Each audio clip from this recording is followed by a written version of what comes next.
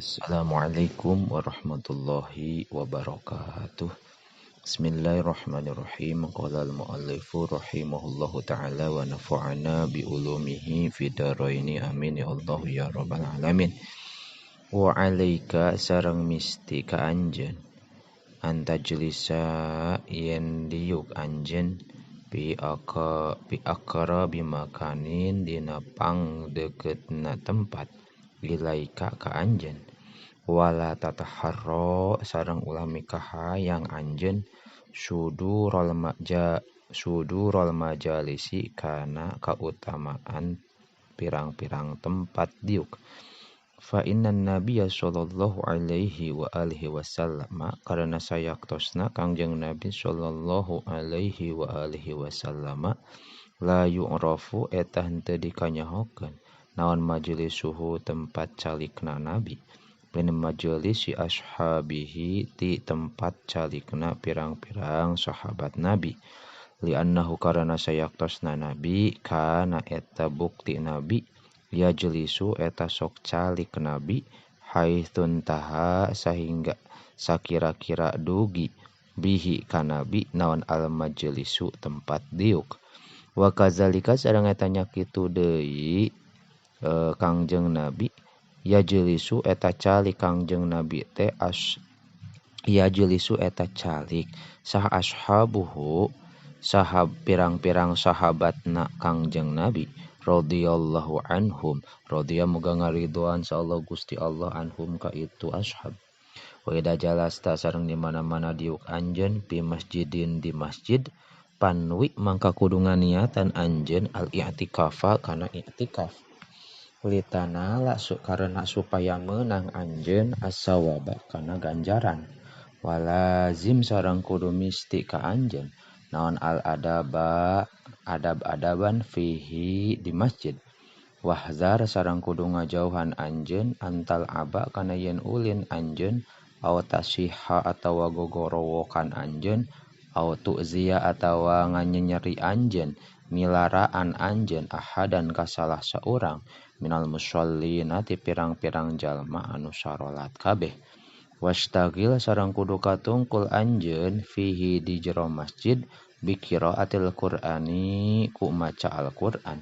aw bi zikri atawa kana zikir aw bis sholati atawa kana maca sholawat ala nabi sallallahu alaihi wa alihi wasallam ka Kangjeng Nabi sallallahu alaihi wa alihi wasallam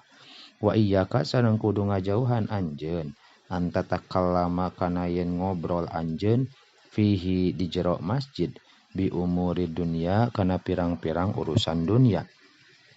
padlan komo deui anil muharramati tina pirang-pirang anu diharamkeun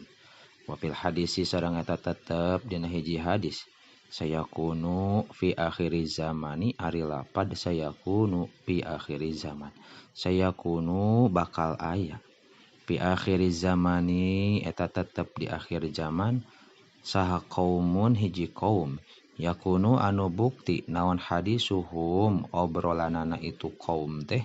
fi masajidihim eta tetep di jero di pirang-pirang masjidna itu kaum laisa henteu aya lillahi eta tetep ka Gusti Allah fihim di itu masajid naon hajatun pangabutuh wa fil hadisil akhari sareng eta tetep dina hiji hadis anu sejen al hadisu ari ngobrol fil masjidi di jero masjid yakulu eta ngadahar itu hadis al hasanati kana pirang-pirang kasayan kama saperti perkara tak kulu ngadahar naon al bahimatu sasatoan al hasisha kana jukut wahdar sareng kudu ngajauhan anjeun audon deui anta takhatto kana ngalengkahan anjeun riqaban nasi kana pundukna jelema illa antajida kecuali yen manggihan anjeun furjatan kana lalawong fi sofil mutaqaddimi dina sop anu ti heula atawa anu kahiji wa fil hadisi sareng eta tetep dina hiji hadis man takhotto ari lapad man takhotto Man ari saha jalma takhoto eta ngalengkah ieu man riqaban nasi kana pundukna jelema yaumal jumuati dina poe Jumaah utukhida mangka dijadikeun itu takhotut jasron kana jadi tali ila jahannama kana neraka jahannam. Waqala sareng nyarios saha al ulama'u ulama inna tahrimata khotti sayaktosna haram na ngalengkah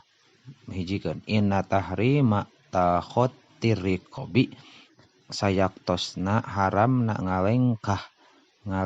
punduk amun eta umum fi jami'il majalisi dina sakabeh pirang-pirang majelis 5 karena perkara bizalika dina itu majelis lima karena perkara fizalika dina itu takhoti min ida iljalisina tina nganyenyeri jalma anu diu kabeh wastiqorihim sareng nganggap hina ka itu jalisin wallahu a'lam bishawab.